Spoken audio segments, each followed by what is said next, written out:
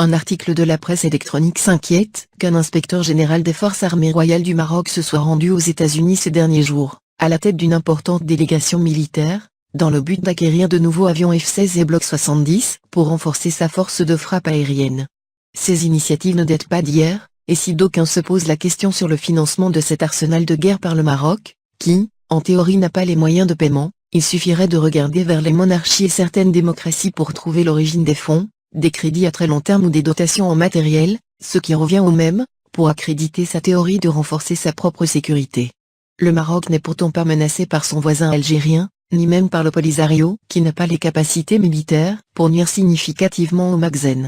Alors de s'interroger sur le pourquoi de cette course aux armements, qui dure depuis plusieurs années? Selon des informations recueillies dans les revues spécialisées ou auprès de certaines sources arabophones, le Maroc aura acquis ces dernières 5 années auprès de la France un armement pour son armée d'un montant de 7 milliards d'euros, d'après le quotidien Al-Massé, qui se fait l'écho de cette information dans son édition du mercredi 9 août, rapportant que, durant la seule année 2016, le Royaume s'est procuré des armes qui ont coûté 126 millions d'euros, ainsi que des avions et leurs équipements. Le Maroc a également reçu de satellites espions, des missiles. Avec ce niveau d'importation d'armes, le Maroc dépasse largement son budget. Le journal arabophone qui poursuit que durant la même période, les acquisitions d'armes de l'Algérie ont connu une nette baisse, avec 121 millions d'euros au lieu de 345 millions d'euros auparavant.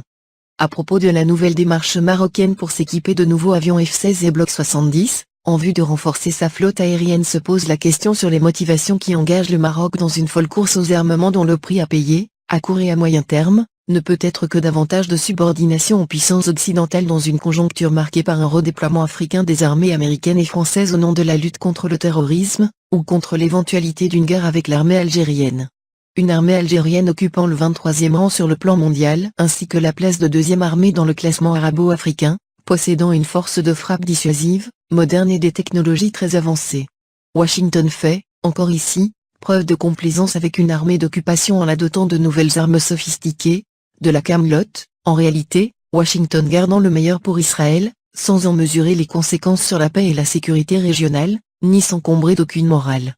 De plus, Poutine a déclaré que l'Algérie était une ligne rouge à ne pas franchir. Au cas où.